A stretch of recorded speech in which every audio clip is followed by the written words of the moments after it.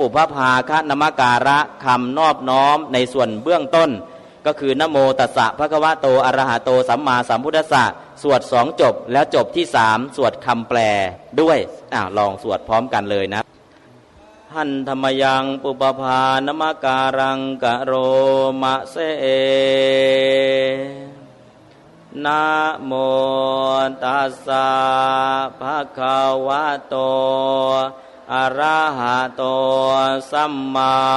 สัมพุทธัสสะนะโมตัสสะภะคะวะโตอะระหะโตสัมมาสัมพุทธัสสะนะโมตัสสะภะคะวะโตขอนอบน้อมแด่พระผู้มีพระภาคเจ้าพระองค์นั้นอะระหะโตซึ่งเป็นผู้ไกลจากกิเลสสัมมาสัมพุทธัสสะตรัสรู้ชอบได้โดยพระองค์เองแค่นี้ก่อนนะโมตัสสะภะคะวะโตนะโมความนอบน้อมเมของข้าพเจ้าอัตถุขอจงมีตัสสะภะคะวะโตแด่พระผู้มีพระภาคเจ้าพระองค์นั้นอะระหะโตผู้เป็นผู้ห่างไกลจากกิเลสสัมมาสัมพุทธัสสะผู้ตรัสรู้ชอบได้โดยพระองค์เองนะโมตัสสะภะคะวะโตเพียงบทเดียวบทนี้บอกถึงพระคุณของพระองค์3อย่างคือ1พระกรุณาธิคุณ2พระบริสุทธิ์ที่คุณ3พระปัญญาที่คุณพระกรุณาที่คุณออกมาจากบทว่าภคะวะโตพระบริสุทธิ์ที่คุณออกมาจากบทว่าอะระหะโตพระปัญญาที่คุณออกมาจากบทว่าสัมมาสัมพุทธัสสะสัมมาสัมพุทธัสสะและนะโมตัสสะเราแปลแค่นี้แปล1ในบทนี้แปลได้ 1,700 ในนะโมตัสสะซึ่งตอนนี้อาตมากำลังทำแปลบทนะโมตัสสะ 1,700 ในพร้อมทั้งบอกองค์ธรรมบอกสภาวะธรรมจัดลงในหาระในเนตินะโมตัสสะกำลังทำข้อมูลอยู่ตอนนี้ได้200 กว่าหน้าถ้าจบสมบูรณ์ทั้งคำแปล 1,000 ในแล้วก็อธิบายขยายความว่าแต่ละคำองค์ธรรมคืออะไรสภาวะธรรมคืออะไรทั้งหมดอธิบายนะโมตัสสะเป็นหนังสือ320 หน้า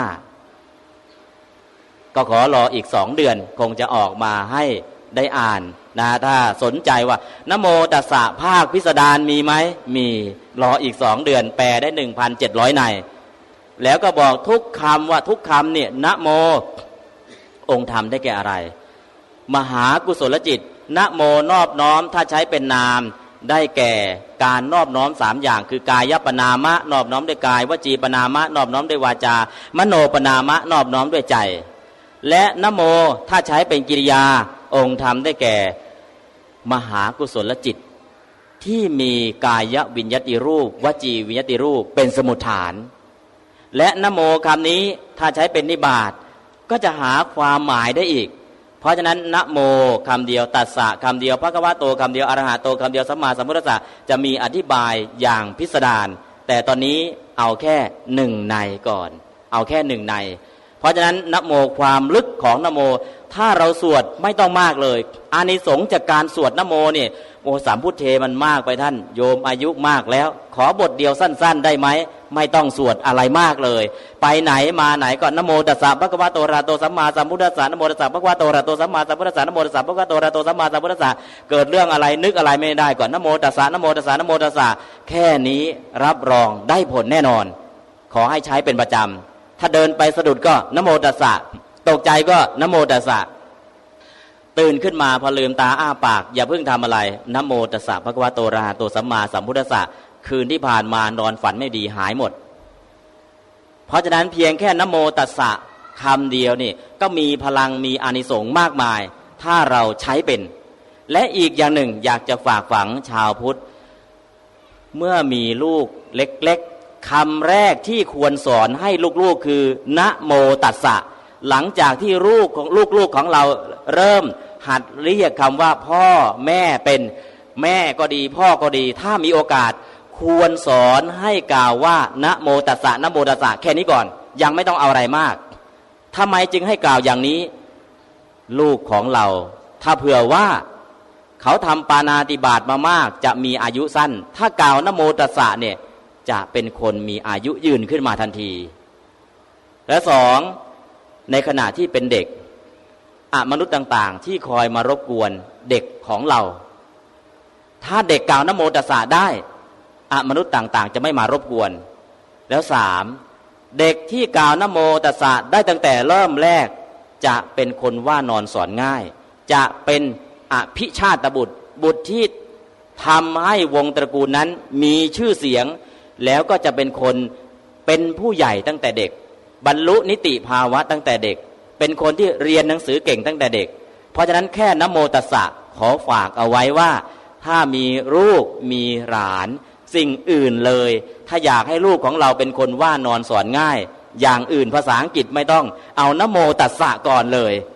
นะโมตัสสะภะคะวะโตยังไม่ได้ก็ขอนะโมตัสสะทุกวันพอนั้นเด็กนะโมตัสสะพอชินแล้วนี่ไปทางไหนไม่ต้องกลัวหลงถึงหลงก็ไม่ต้องกลัวเด็กจะเป็นอันตรายถ้าเด็กกล่าวนะโมตัสสะได้มีตัวอย่างไหมมีตัวอย่างที่กำลังเขียนเรื่องนะโมตัสสะเอามาจากพระไตรปิฎกอัตถกถาฎีกาเด็กเล็กๆนะจำได้อย่างเดียวบ้านก็กลับไม่ถูกจำอะไรไม่ได้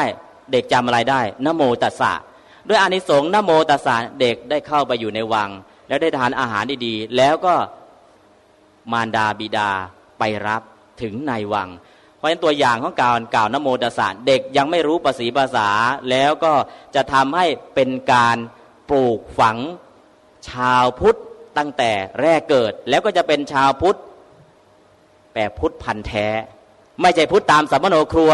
พ่อพุทธแม่พุทธลูกกับพุทธแต่พุทธคืออะไรไม่รู้แต่ถ้าปลูกฝังตั้งแต่เด็กๆจะเป็นพุทธพันธุ์แท้แล้วก็จะเข้าใจว่าอ๋อแค่กล่าวว่านะโมตัสสะเนี่ยทำให้เขาเรียนเก่งทำให้เขาเป็นคนว่านอนสอนง่ายทำให้เขาเข้ากับสังคมได้ดี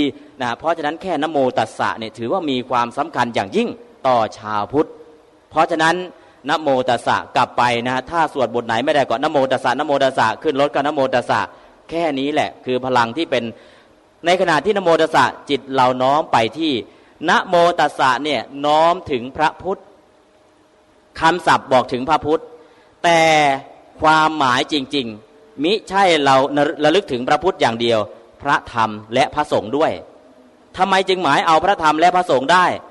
พระพุทธพระธรรมพระสงฆ์เป็นอวินาภาวะใน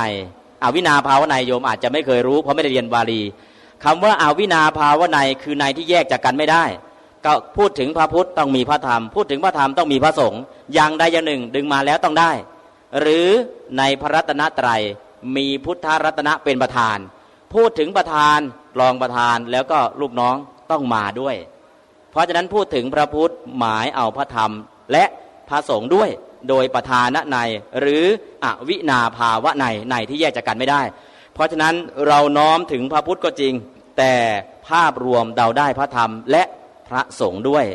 ต่อไปก็นะโมตัสสะก็คงเอาไว้แค่นี้ก่อนต่อไปเปิดหน้าที่6สัมพุทเทบทสัมพุทเทเปิดไปที่หน้าที่6เลยสวดพร้อมกันสัมพุทเทอัทวีสัญจะทวาทสัญจะสหัสสเกปัญจสตาสหัสสานินะมามิสิราสาอะหังเตสังธัมมันจะสังคันจะอาทะเรนะนะมามิหัง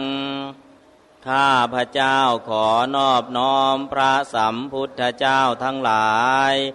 512,028 พระองค์ด้วยเสียงกล่าวขอนอบน้อมพระธรรมด้วย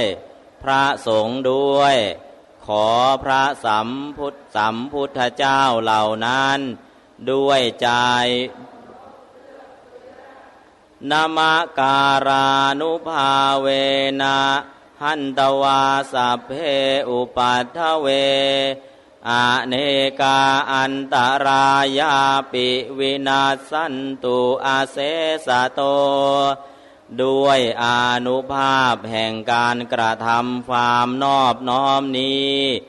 จงขจัดเสียซึ่งอุปัฏฐวะทั้งปวง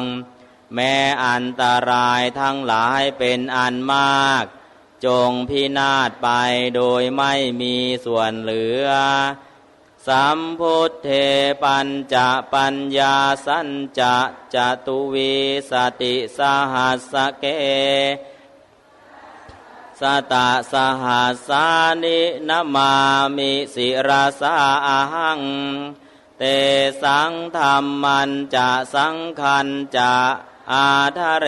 นะนะมามิหังข้าพระเจ้าขอนอบน้อมพระสัมพุทธเจ้าทั้งหลาย1,24,055 พระองค์ด้วยเสียงกล่าวขอนอบน้อมพระธรรมด้วยพระสงฆ์ด้วยของพระสัมพุทธเจ้าเหล่านั้นด้วยใจเคารพเอื้อเฟื้อนามาการานุภาเวนะหันตวาสัพเพอุปัฏฐเวอเนกาอันตรายาปิวินาสันตุอาเสสะโตด้วยอานุภาพแห่งการกระทำความนอบน้อมนี้จงขจัดเสียซึ่งอุปัฏฐวะทั้งปวงแม้อันตรายทั้งหลายเป็นอันมากจงพินาศไปโดยไม่มีส่วนเหลือสัมพุทเทนะตรัสเตอัฏฐจัตตาลิสะสหัสสเกวิสติสตะสหัสสานินะมามิสิราสาอาหังเตสังธรรมันจะสังขันจะอาทะเรนะนะมามิหังข้าพระเจ้าขอนอบน้อมพระสัมพุทธเจ้าทั้งหลาย2,48,109 พระองค์ด้วยเสียงกล่าวขอนอบน้อมพระธรรมด้วยพระสงฆ์ด้วยของพระสัมพุทธเจ้าเหล่านั้นด้วยใจเคารพเอื้อเฟื้อนามาการานุภาเวนะหันตวาสัพเพอุปัฏฐเวอเนกาอันตรายาปิวินาสันตุอาเสสะโตด้วยอานุภาพแห่งการกระทำความนอบน้อมนี้จงขจัดเสียซึ่งอุปัฏฐวะทั้งปวง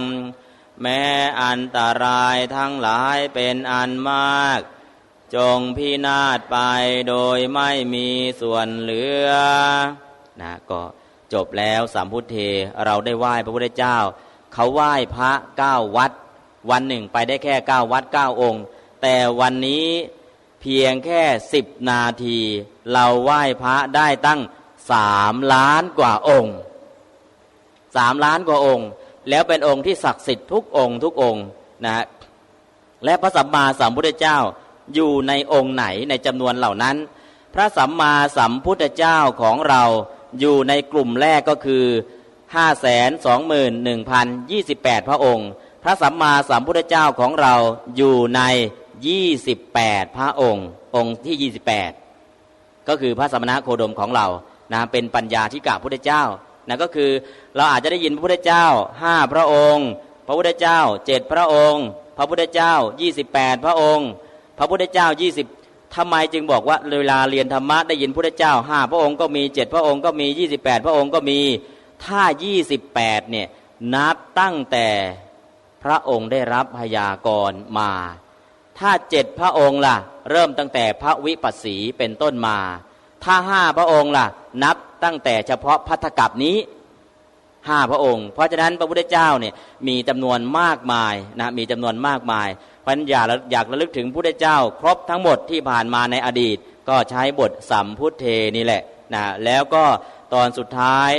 ด้วยอานุภาพแห่งการกระทำความนอบน้อมนี้ขอจงขจัดเสียซึ่งอุปัฏฐวภัยทั้งปวงนะแล้วอันตรายทั้งหลายทั้งปวงเป็นอเนกประการก็พินาศไปโดยไม่มีส่วนเหลือแต่ขอให้สวดเป็นวาจุคตะนะอ่านคำแปลให้เข้าใจเวลาเราจะสวดจริงๆนี่เอาเฉพาะภาษาบาลีก็พอนะสวดต่อไปเลยสัมพุทเทอัตวีสัญจทวารสัญจสหัสเกปัญจสตาสาสานินามามีศิรสาหังเตสังพุทธังจะธรรมัญจะอาเทเรนะนามามีหังนามาการุภานิวันตวาสเปอุปัฏฐเว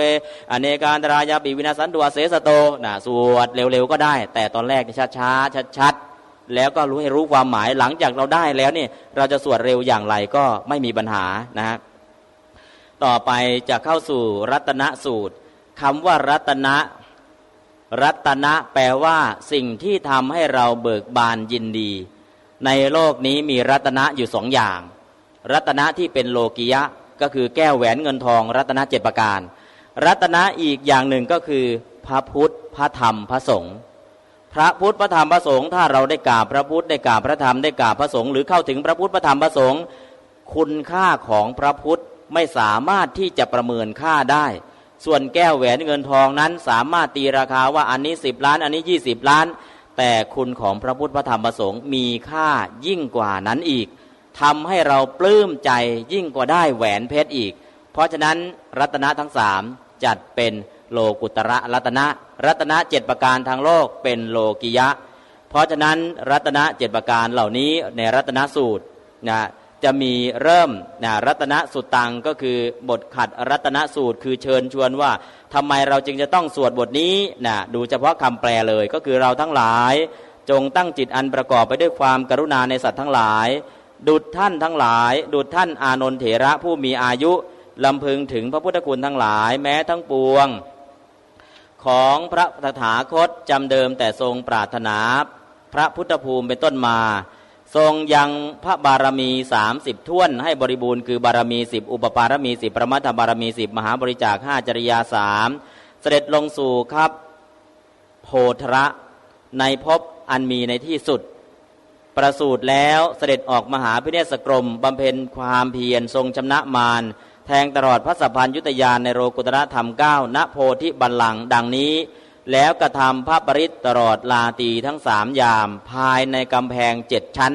ในเมืองเวสาลีก็คือเรื่องย่อๆมีอยู่ว่าเมืองเวสาลีเกิดภัยพิบัตินั้นก็จะมีภัยพิบัติที่เป็นโรคันตระภัยทุพพิขันตระภัยมีภัยพิบัติ3อย่างภัยพิบัติ3อย่างนั้นทางราชการก็ช่วยเหลือไม่ได้เมื่อช่วยเหลือไม่ได้สุดที่จะช่วยเหลือแล้วทำยังไงล่ะตัวใครตัวมันต้องหนีเอาตัวรอดพระองค์ทรงเห็นก็เลยให้พระอานนท์เนี่ยเรียนเอารัตนสูตรแล้วก็ไปสวดอย่างไรสวดตลอดราตรีทั้ง3สวดตลอดคืนสวดกี่องค์เดียวเพราะฉะนั้นเวลาสวดเนี่ยไม่ใช่ว่าต้องสวดได้หลายองค์แต่ถ้าสวดองค์เดียวกับหลายองค์แตกต่างกันตรงไหนสวดได้หลายองค์พลังก็มากขึ้นแต่ถ้าสวดองค์เดียวสวดให้ถูกต้องอย่างถูกต้องตามวิธีก็มีพลังเพราะฉะนั้นถ้ามีโอกาสสวดได้หลายคนสวดได้หลายองค์ก็มีพลังมากขึ้นแต่องค์เดียวก็ถือว่าใช้ได้เพราะฉะนั้นองค์พระสัมมาสัมพุทธเจ้าจึงให้พระอานนท์เรียนเอารัตนสูตรแล้วก็ไปสวดแล้วเกิดอะไรขึ้นเทวดาทั้งหลายในแสนโกฏจักรวาลย่อมรับเอาซึ่งอาชญาแห่งพระปริตอันใดอันหนึ่งพระปริตอันใดยังภัย3ประการอันเกิดจากโรคเกิดจากอมนุษย์และเกิดจากข้าวยากหมากแพงในเมืองเวสาลีให้อันตรธานไปโดยเร็วเราทั้งหลายจงสวดพระปริตเป็นเครื่องป้องกันภัยอันนั้นเถิดอันนี้เป็นคำบอกให้เห็นว่ารัตนสูตรเนี่ยสวดครั้งแรกคือพระอานนท์องค์เดียวพระอานนท์เรียนเอาจากพระสัมมาสัมพุทธเจ้าแล้วท่านสวดอย่างไรล่ะสวดตลอดคืนเป็นไปได้ไหมเป็นไปได้ตอนนี้ที่ท้องสนามหลวงเต็นท์กลางมีเต็นท์หนึ่งสาธยายพระไตรปิฎกเป็นภาษาบาลีตลอด7 วัน 7 คืนแบบนันสต็อปไม่หยุดแล้วสวดได้ยังไงถ้าอยากรู้ว่าสวดได้อย่างไรก็ขอเชิญไปดูด้วยตัวท่านเองแล้วญาติโยมก็เมื่อไปถึงแล้ว มีที่นั่งให้ญาติโยมได้สวดด้วยจัดไว้พระ30โยม60ใครสวดแล้วเมื่อยลุกขึ้นไปคนที่ไปทีหลังก็เข้าไปนั่งสวดต่อได้เลย7 วัน 7 คืนตอนนี้กำลังสวดอยู่ที่ท้องสนามหลวงเพราะนั้นพระอานนท์แค่คืนเดียวทำไมจะสวดไม่ได้นะแล้วก็วันที่11ก็เช่นเดียวกันอาตมาก็นำสวดประธานที่เต็นท์อชวอันนั้นไม่ใช่7 วัน 7 คืนแค่ชั่วโมงเดียวนะแล้วก็บรรยายต่อเพราะฉะนั้นนะพระอานนท์สวดให้ตลอด3ยามก็คือปฐมยามทุติยามแล้วก็สวดภายในกำแพงเมืองเวสาลีเพราะฉะนั้นมีพลังมีอานิสงส์มากเราก็มาสวดรัตนสูตรกันเถิดนะรัตนสูตรนะเริ่มตั้งแต่รัตนสูตรหน้าที่8เปิดหน้าที่8พร้อมกันเลยนะฮะยานิทัพภูตานิสมาคตานิภูมานิวายานิวะอันตริเคสัพเพวะภูตาสุมนาภวันตุอาโทปิสากัจจะสุนันตุภาสิตังหมู่เทวดาเหล่าใดอยู่บนภาคพื้นดินหรือเหล่าใดอยู่ในภาคพื้นอากาศมาประชุมกันแล้วในที่นี้ขอหมู่เทวดาทั้งหมดนั้นจงมีใจดีจงฟังและจงฟังสุภาษิตโดยเคารพสมาหิภูตานิสาเมธะสัพเพเมตตังกโรธามานุสิยาปชายาทิวาจะรัตโตจะหรันติเยภลิงตัสสมาหิเนรักขทาอัปปมัตตาขอท่านทั้งหมดจงตั้งใจฟังจงแผ่เมตตาไปในหมู่ประชาที่เป็นมนุษย์เหล่าใดย่อมนำพลีกรรมคือทำบุญอุทิศส่วนกุศลไปให้ท่านทั้งหลายทั้งกลางวันและกลางคืนเพราะเหตุนั้นท่านทั้งหลายจงอย่าประมาทจงช่วยรักษามนุษย์เหล่านั้นด้วยเถิดยังกินจิวิตตังอิทวาหุรังวาสักเคสุวายังรัตนังปณิตังนะโนสมังอัตถิตถาคเตนะอิธัมปิพุทเทรัตนังปณิตังเอเตนะสัจเจนะสุวัตถิโหตุทรัพย์เครื่องปลื้มใจอย่างใดอย่างหนึ่งในโลกนี้หรือในโลกอื่นหรือรัตนะใดอันประณีตในสวรรค์ปลื้มใจและรัตนะนั้นที่เสมอด้วยพระตถาคตไม่มีเลยแม้อันนี้เป็นรัตนะประณีตในพระพุทธเจ้าด้วยคำสัตย์นี้ขอความสวัสดีจงมีขยังวิราคังอมตังปณิตังยะทัชชคาสกายมุนีสมาหิโตนาเตนะธรรมเมนะสมัตถิกินจิอิธัมปิธัมเมรัตนังปณิตังนะสุวัตถิโหตุพระสากยมุนีมีพระทัยตั้งทรงบรรลุธรรมใดเป็นที่สิ้นกิเลสปราศจากราคะเป็นอมตะธรรมอันประณีตสิ่งไรที่เสมอด้วยธรรมนั้นไม่มีแม้อันนี้เป็นรัตนะอันประณีตในพระธรรม ด้วยคำสัตย์นี้ขอความสวัสดีจงมียามพุทธเศรษโธปริวันนะยิสุจริงสมาธิมานันตริกัญญมาหุสมาธินาเตนะสะโมนะวิชชติอิธัมปิธัมเมรตนังปณีตังเอเตนะสัจเจนะสุวัตถิโหตุพระพุทธเจ้าผู้ประเสริฐสุดทรงสรรเสริญสมาธิอันใดว่าเป็นธรรมอันสะอาดปราชญ์ทั้งหลายกล่าวสมาธิอันใดว่าให้ผลโดยลำดับสมาธิอื่นที่เสมอด้วยสมาธิอันนั้นไม่มีแม้อันนี้เป็นรัตนะอันประณีตในพระธรรมด้วยคำสัตย์นี้ขอความสวัสดีจงมีเยปุคละอัฏฐสตังปัสสัทธาจัตตาริเอตานิยุคานิโหนติเตทักขิเนยาสุขตัสสะสาวกาเอเต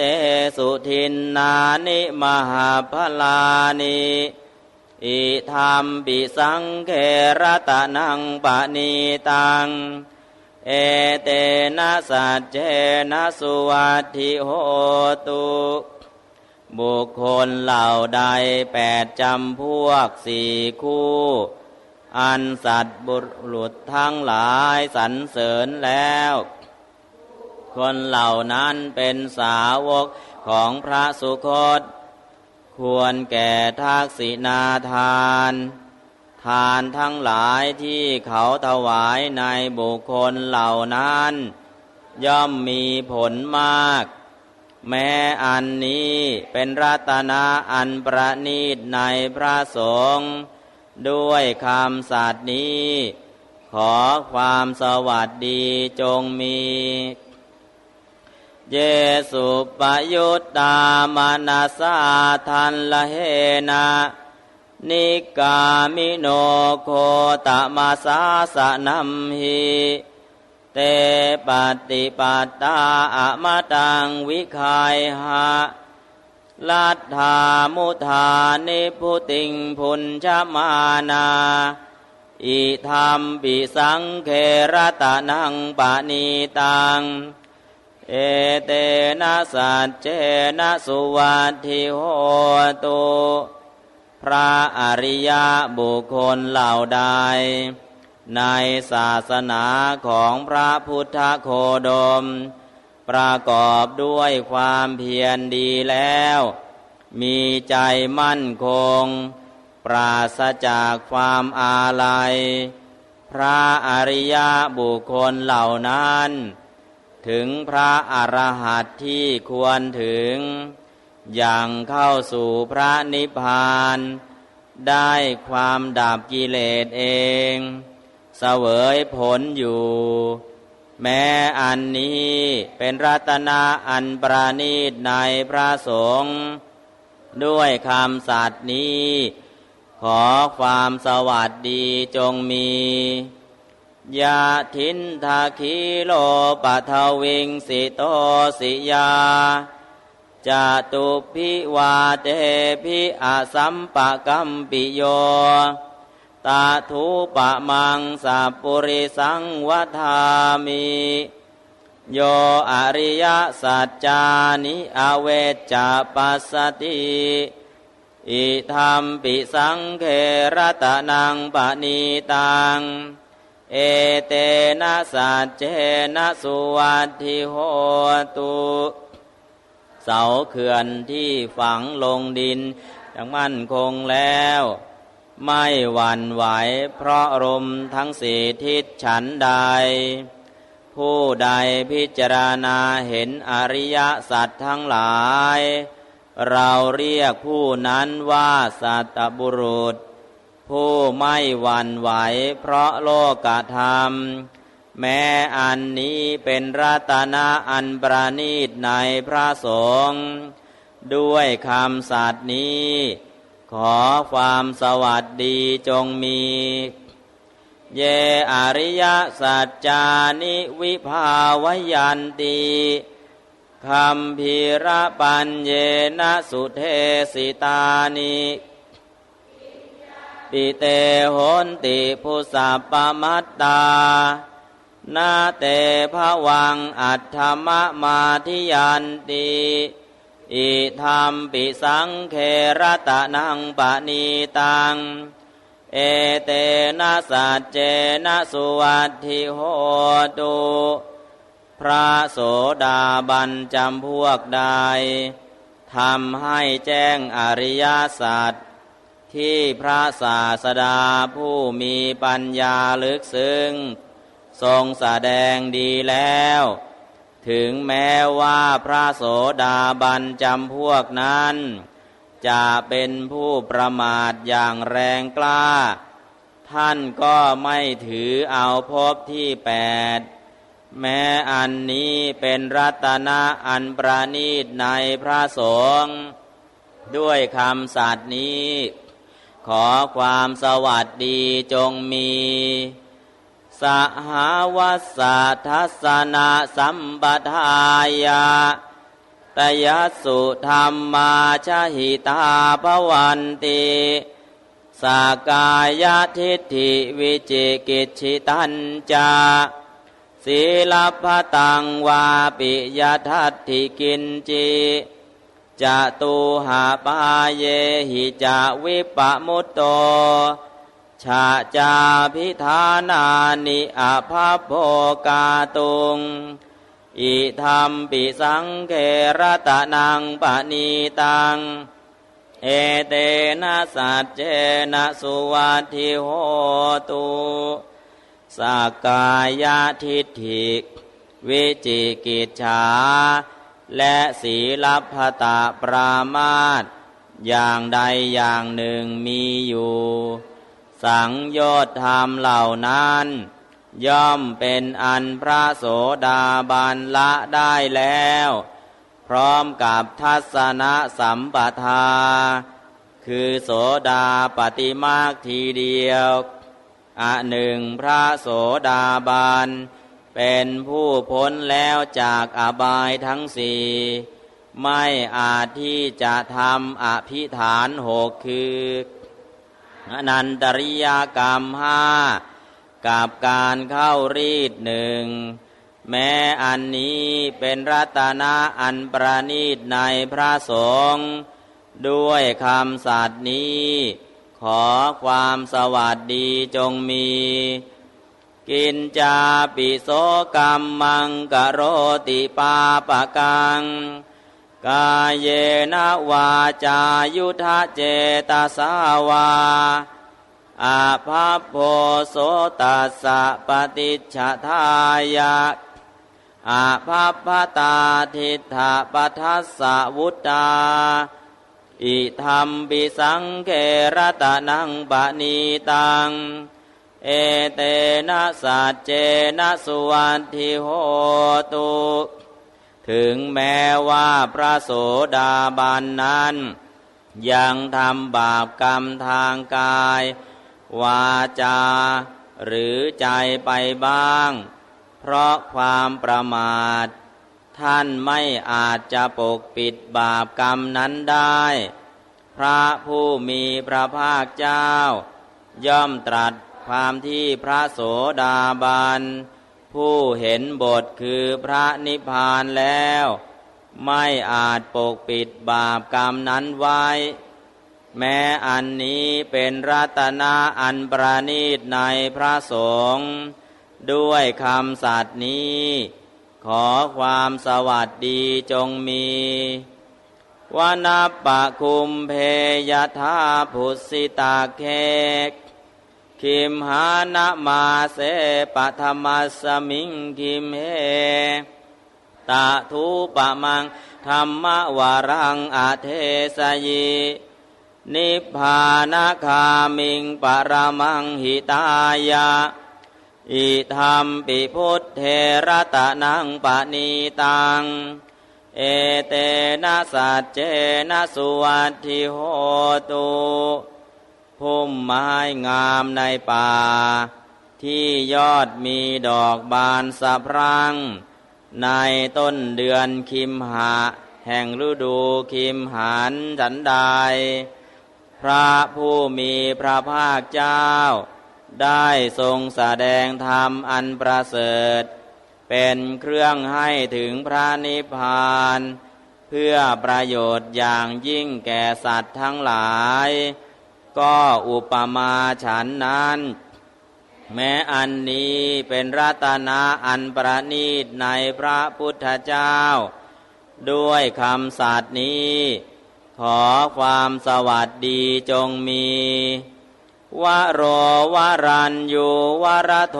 วราหะโรอนุตตโรธรรมวรังอเทสยิอิธัมปิพุทเทระตะนังปณีตังเอเตนะสัจเจนะสุวัตถิโหตุพระพุทธเจ้าผู้ประเสริฐทรงรู้ธรรมอันประเสริฐทรงประทานธรรมอันประเสริฐทรงนำมาซึ่งธรรมอันประเสริฐไม่มีผู้อื่นยิ่งไปกว่าได้ทรงแสดงธรรมอันประเสริฐแม้อันนี้เป็นรัตนะอันประณีตในพระพุทธเจ้าด้วยคำสัตย์นี้ขอความสวัสดีจงมีขีนังปุรานังนวังนาทิสัมภวังวิรัตตจิตตายติเกภวาสมิงเตขีนาพีชาอวิรุณหิชันธานิพพันติทีรายทายัมปทีโปอิธัมปิสังเขระตะนังปณีตังเอเตนะสัจเจนะสุวัตถิโหตุกรรมเก่าของพระอริยบุคคลเหล่าใดสิ้นไปแล้วกรรมสมภพใหม่ย่อมไม่มีพระอริยบุคคลเหล่าใดมีจิตอันหน่ายแล้วในภพต่อไปพระอริยบุคคลเหล่านั้นมีพืชสิ้นไปแล้วมีความพอใจอันงอกไม่ได้แล้วเป็นผู้มีปัญญาย่อมปรินิพพานดับสนิทเหมือนประทีปดวงนี้ฉะนั้นแม้อันนี้เป็นรัตนะอันประณีตในพระสงฆ์ด้วยคำสัตย์นี้ขอความสวัสดีจงมียานิทัพภูตานิสมาคตานิภูมานิวายานิวะอันตะลิเค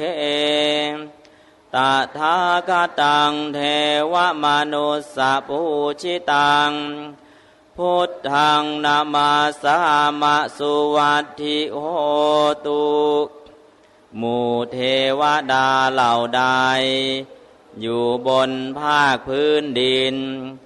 หรือเหล่าใดอยู่ในภาคพื้นอากาศ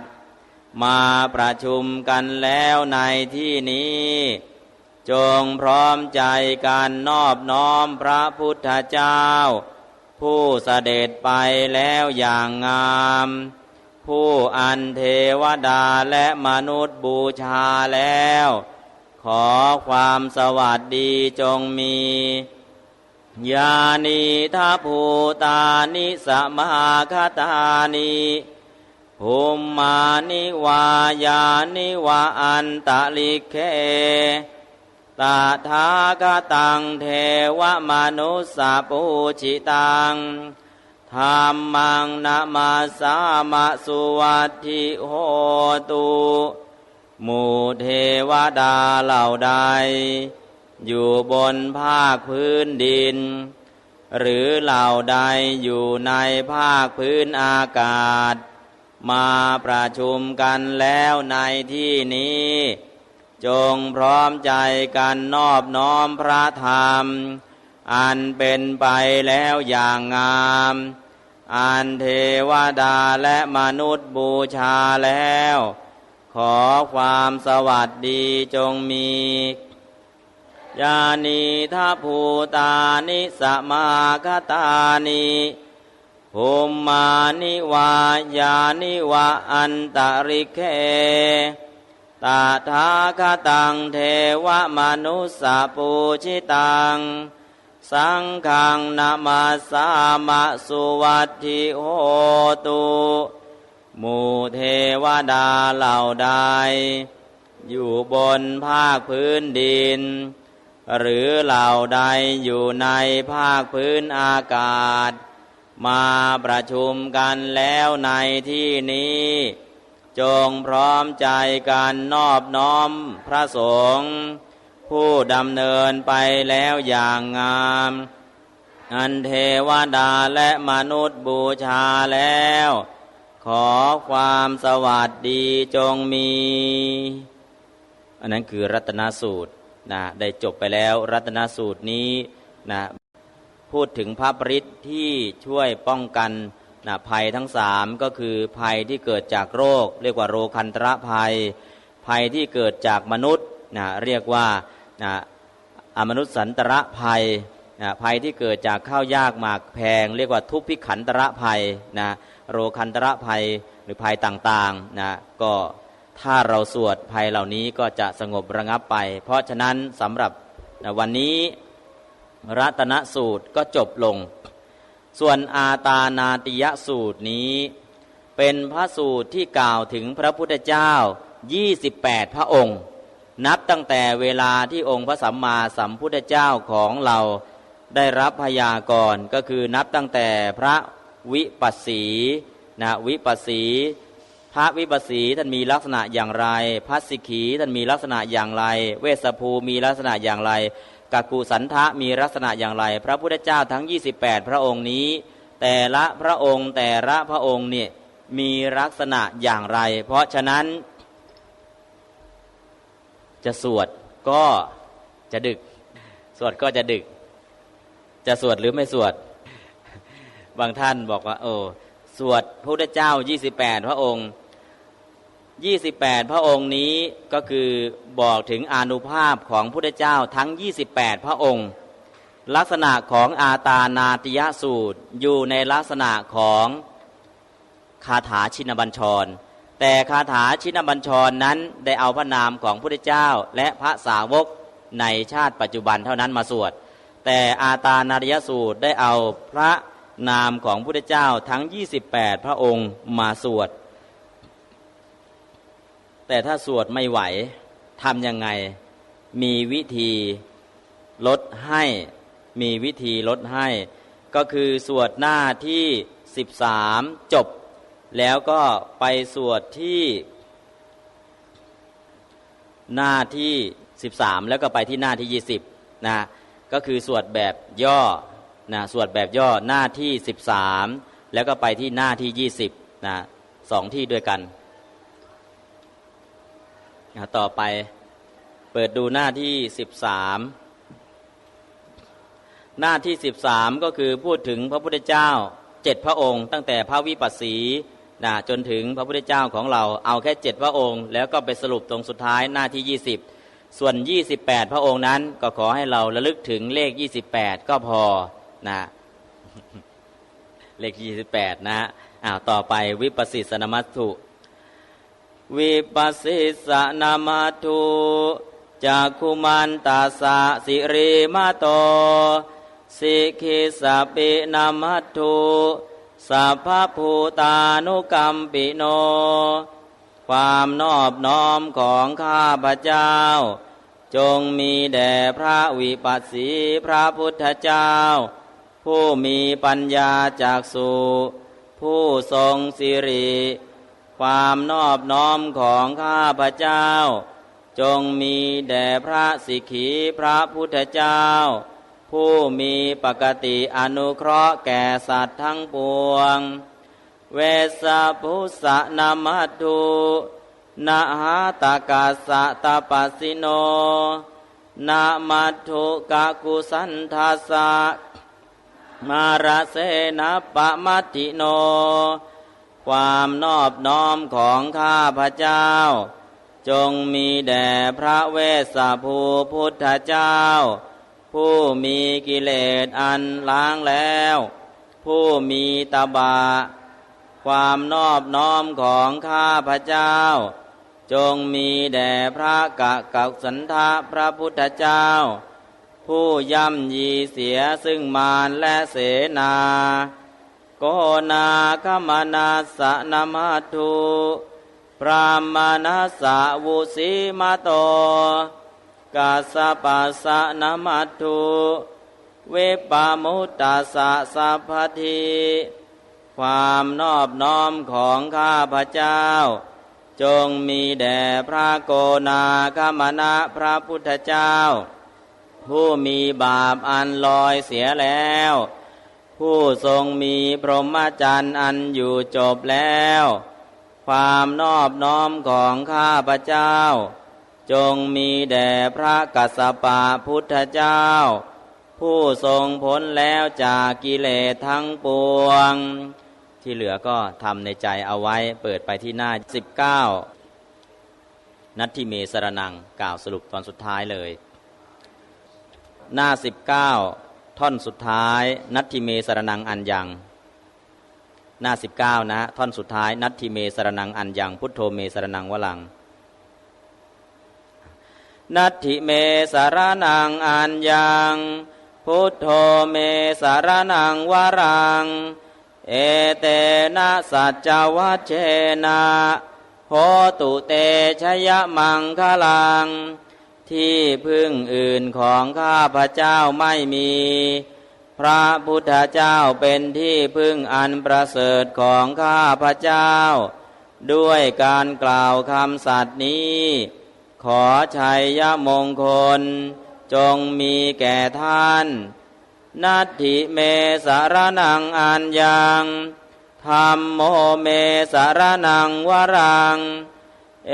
เตนะสัจจวัชเชนะโหตุเตชยมังคลังที่พึ่งอื่นของข้าพเจ้าไม่มีพระธรรมเป็นที่พึ่งอันประเสริฐของข้าพเจ้าด้วยการกล่าวคำสัตย์นี้ขอชัยมงคลจงมีแก่ท่านนัตถิเมสรนังอัญญังสังโฆเมสรนังวรังเอเตนะสัจจวัชเชนะโหตุเตชยมังคลังที่พึ่งอื่นของข้าพเจ้าไม่มีพระสงฆ์เป็นที่พึ่งอันประเสริฐของข้าพเจ้าด้วยการกล่าวคำสัตย์นี้ขอชัยมงคลจงมีแก่ท่านยังกินจิรัตนังโลเกวิชติวิวิทังปุถุรัตนังพุทธสมังนาทีตัสมาโสทิภวันตุเตรัตนะเครื่องปลื้มใจหลายหลากมากชนิดมีอยู่ในโลกแต่รัตนะนั้น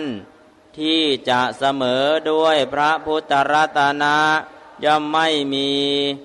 เพราะเหตุนั้นขอความสวัสดีทั้งหลายจงมีแก่ท่านยังกินจิรัตนังโลเกวิชติวิวิทังปุถุรัตนังธรรมสมังนาทีตัสมาโสทิภวันตุเตรัตนะเครื่องปลื้มใจหลักมากชนิดมีอยู่ในโลกแต่รัตนะนั้นที่จะเสมอด้วยพระธรรมรัตนะ ย่อมไม่มีเพราะเหตุนั้นขอความสวัสดีทั้งหลายจงมีแก่ท่านยังกินจิรัตนังโลเกวิชชติวิวิทังปุถุรัตนังสังฆสมังนาทีตัสมาโสธิภวันตุเต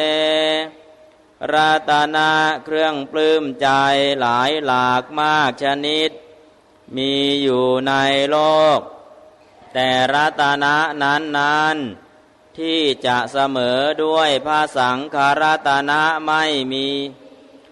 เพราะเหตุนั้นขอความสวัสดีทั้งหลายจงมีแก่ท่านสักกัตตวาพุทธรัตนังโอสถังอุตตมังวรังหิตังเทวมนุสานังพุทธเตเชนะโสทินานาสันตุปัฏฐวาสัพเพ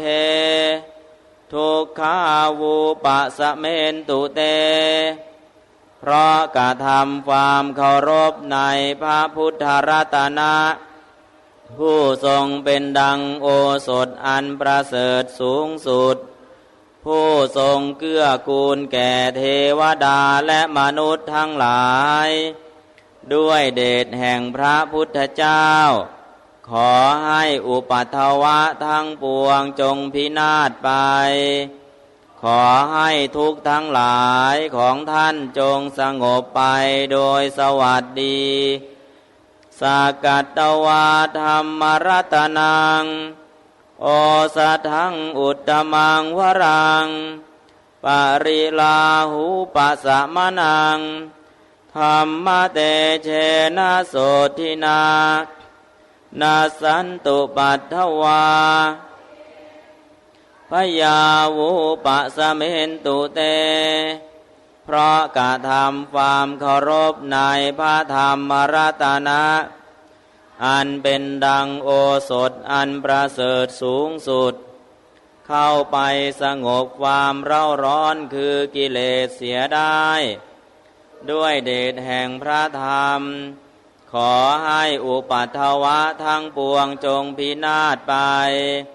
ขอให้ภัยทั้งหลายของท่านจงสงบไปโดยสวัสดีสังฆรัตนังโอสถังอุตตมังวรังอาหุเนยยังปาหุเนยยังสังฆเตเชนะโสทินานาสันตุปัฏฐวาสัพเพโรคาวูปะสะเมนตุเตเพราะกระทำความเคารพในพระสังฆรัตนะผู้เป็นดังโอสถอันประเสริฐสูงสุดผู้ควรเพื่อสักการะที่เขานำมาบูชาสักการะที่เขาจัดไว้ต้อนรับด้วยเดชแห่งพระสงฆ์ขอให้อุปัฏฐวะทั้งปวงจงพินาศไปขอให้โรคทั้งหลายของท่านจงสงบไปโดยสวัสดีสัพพิติโยวิวัชชันตุสัพพะโรโควินัสสตุมาเตภวัตวันตรายโยสุขีทีขายุโกภวะความจันไรทั้งปวงจงบำราดไปโรคทั้งปวงของท่านจงหายท่านจงเป็นผู้มีความสุขมีอายุยืนธนาสีลิสานิจจังวุฒาปัจจายโนจัตตารโอธรรมาวัฏันติอายุวันโนสุขังพลังธรรมสี่ประการคืออายุวันนะสุขภาละ แก่บุคคลผู้มีปกติไหว้กราบมีปกติอ่อนน้อมต่อผู้ใหญ่เป็นนิดก็การเจริญพุทธมนต์ก็จบต่อไปส่งเทวดากลับก่อนแล้วเรากลับบ้านทีหลัง หน้าสุดท้ายส่งเทวดากลับอ่านสวดต่ออีกบทหนึ่งทุกขปัตตาจานิทุกขาพยาปัตตาจานิพยาโสกาปัตตาจานิโสกาโหนตุสัพเพปิปานิโนขอให้สรรพสัตว์ทั้งหลายพูดถึงแล้วซึ่งทุกข์จงเป็นผู้นิราชทุกข์พูดถึงแล้วซึ่งภัยจงเป็นผู้ปลอดภัยพูดถึงแล้วซึ่งโศกจงเป็นผู้ไม่มีโศกเอตาวตาจะอัมเหหิสัมภัตสัพเพเทวานุโมทันตุสัพพสัมปติสิทธิยาและขอให้เทวดาทั้งปวงจงอนุโมทนาซึ่งบุญสมบัติอันเราทั้งหลายได้สร้างสมไว้แล้วด้วยเหตุมีการสวดพระปริตรเหล่านี้เพื่อความสำเร็จแห่งสมบัติทั้งปวงทานังททันตุสัทธายะสีลังราคันตุสัพพทาภาวนาภิรตาหนตุคัจฉันตุเทวตาคตาขอเทพยดาทั้งหลายจงให้ทานด้วยศรัทธาจงรักษาศีลในการทั้งปวงจงเป็นผู้ยินดียิ่งในภาวนาถวยเทพที่มาชุมนุมกันแล้วขอเชิญกลับไปเถิดสัพเพพุทธาภลปัตตาปัจเจกานันจะยังพลังอรหันตานันจะเตเชนะราคังพันธามิสัพพโสพระพุทธเจ้าทั้งปวงความมีพละกำลังใดแห่งพระปัจเจกพุทธเจ้าและแห่งพระอรหันต์ทั้งหลายมีอยู่ด้วยเดชแห่งกำลังนั้น